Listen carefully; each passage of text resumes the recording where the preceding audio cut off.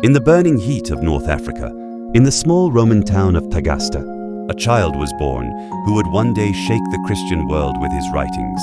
But before the world would know St. Augustine of Hippo, heaven first prepared the woman who would guide him through tears and prayers. St. Monica. Monica was born around the year 332 into a Christian family. From childhood, she learned discipline, prayer, and obedience to God. Yet her life would not be easy. She was married to a pagan Roman official named Patricius, a man known for his anger and uncontrolled temper. Their home was often filled with tension.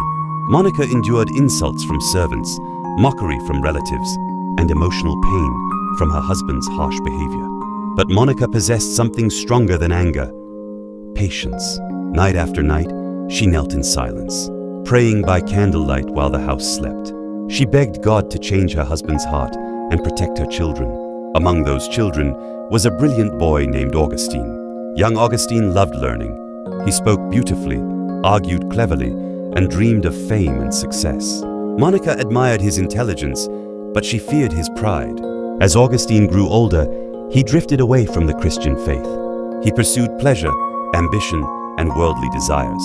He loved parties, philosophy, and sinful living more than prayer. Monica watched helplessly as her son rejected the teachings she had spent years planting in him. One evening, Augustine announced that he would leave home to continue his studies in Carthage, a city filled with wealth, entertainment, and temptation.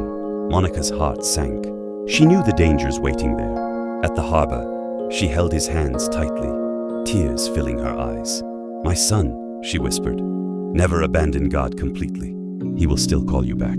But Augustine walked away, chasing glory instead of holiness. In Carthage, Augustine became deeply involved in sinful living and false teachings. He joined the Manichaeans, a religious group that opposed Christian truth. Monica was devastated. Some nights she cried so much that sleep never came. Yet she refused to stop praying. Friends advised her to give up on Augustine. Even bishops told her that her son seemed too stubborn to change. But Monica answered with unwavering faith. A child of so many tears cannot be lost forever. Years passed. Her husband Patricius eventually converted to Christianity before his death, moved by Monica's patience and holy example. But Augustine remained far from God. Still, Monica continued fasting, praying, and trusting heaven. Every tear she shed became part of a battle for her son's soul.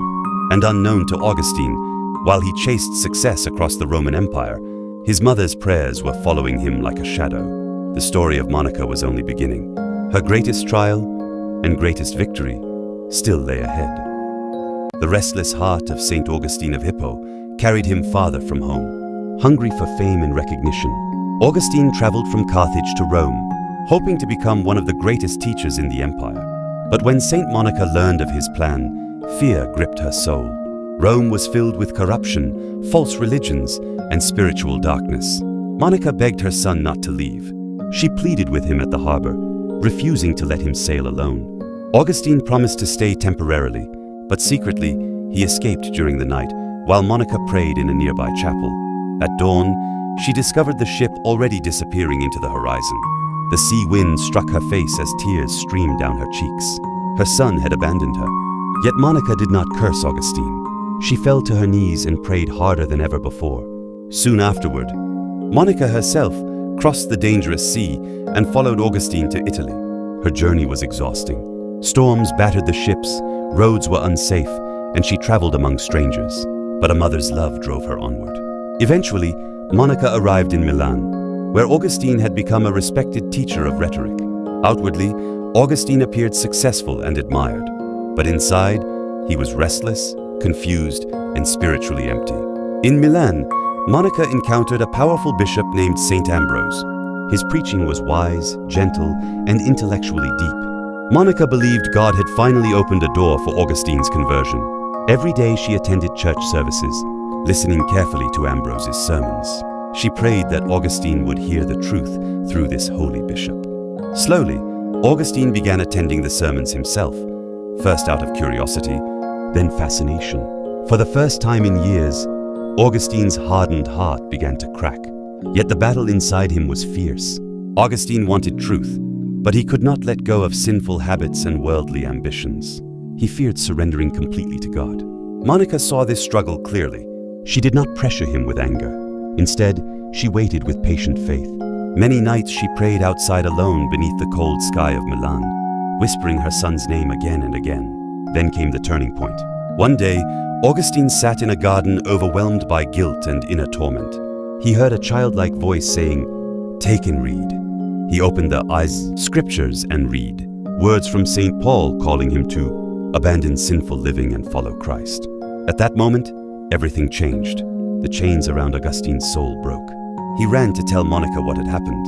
After years of tears, fasting, heartbreak, and prayer, her son had finally surrendered himself to God. Monica wept again, but this time with joy. The impossible prayer of a mother had been answered. The conversion of St. Augustine of Hippo transformed everything.